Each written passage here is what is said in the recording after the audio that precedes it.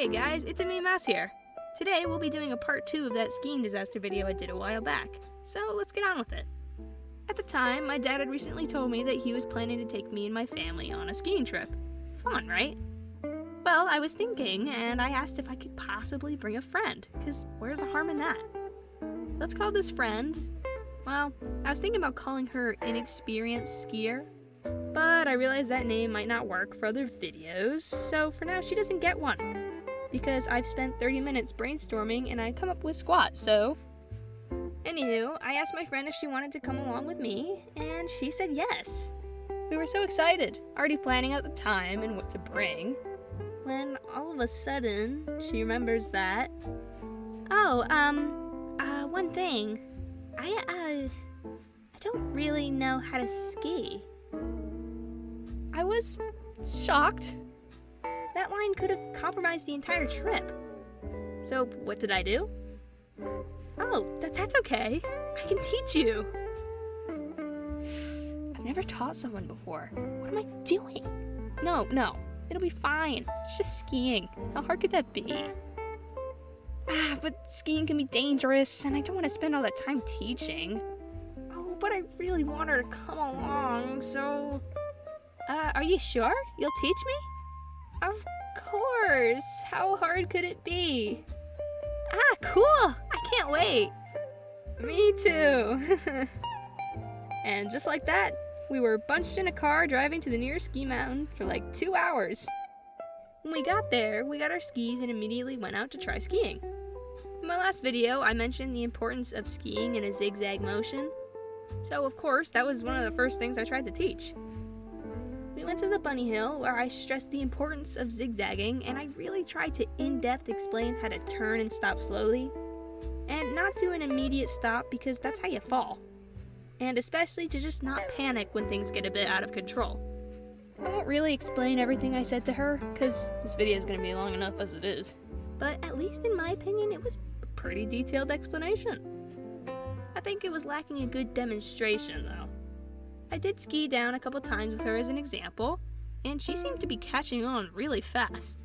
So we went up to a green hill. When we got there, the main issue seemed to be getting up after falling and stopping, so we tried to work on that before going anywhere else.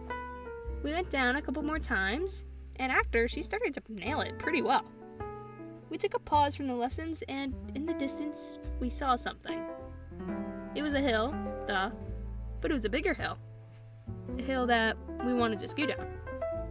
An awful choice, but we both stared up at that hill and said, hell yeah. I should have known better, but at the time I figured we were ready to go down bigger hills, because when I was younger I just sort of jumped to the bigger hills without much of an issue. And she seemed pretty prepped and ready. We got on the lift to go up the hill, and we shimmied over to one of the easy slopes. Our plan was to wait up for each other after every stopping point so no one was left behind. And with that, we were off. I let her go first, but as we were cruising, she lost her balance and had to crouch down to figure out her skis. I wanted to help, but by the time I stopped, I was a foot further down, and any attempt I made to get up only led to me stumbling further downward. At the time, she said that I could go on a bit further to get to an easy stopping point that was easier to balance on. But looking back, I really wish I stayed. I went down a little bit more and then stopped to wait for her. I wasn't able to see her because there was a division in the hill, so I just had to hope that she would come by. I waited, and waited, and waited, and I started getting very worried. I was regretting my decision to leave her there immediately, and I wondered if she broke her leg, or taken her skis off and went back up the hill. Or maybe she just passed me and I didn't notice. After what felt like centuries more of waiting and silently panicking, I went down and I told my dad. We kind of got a search party going, looking everywhere for her.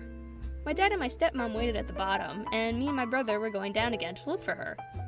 The plan played out, but she was nowhere to be seen. I cruised my way down, disappointed and worried for my friend, when all of a sudden, wham! I ski right into her. I hugged her and apologized like crazy, and I asked what the heck happened. Turns out, when we parted, she got up but fell again and kind of struggled to gain balance for a bit. After a while, she got up into a good position, but started moving away from the snowy area. She struggled there for a while and someone asked to help, but she anxiously said no in the heat of the moment. But then things started to take a turn. Literally, she started swerving into the large divot of the mountain. She had fallen into a bunch of vines and bushes, thankfully protected by her snow gear, and she managed to get out and started going down again, slowly cruising. And then slowly cruised back into the divot. Another guy noticed and asked her if she needed help, and her response was, no. Yes, please. And like that, she made it down the rest of the way. So, I must admit, that was dumb. I was very dumb in that moment. Very bad friend move right there. I should have just waited. Not all hope was lost though.